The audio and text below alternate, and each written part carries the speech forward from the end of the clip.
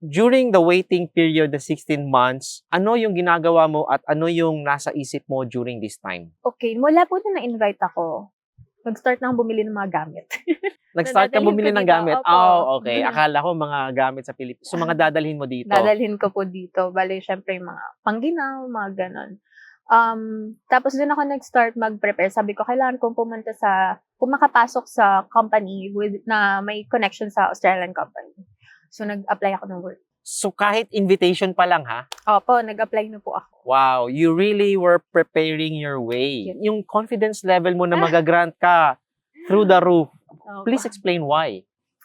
Siguro, parang hindi naman siya ibibigay sa akin kung hindi siya para sa akin. Yun yung nasa isip ko. And you were confident na talagang ibibigay sa'yo. Opo, ibibigay talaga siya. Hindi niya ako i-direct doon kung hindi ito yung para sa akin.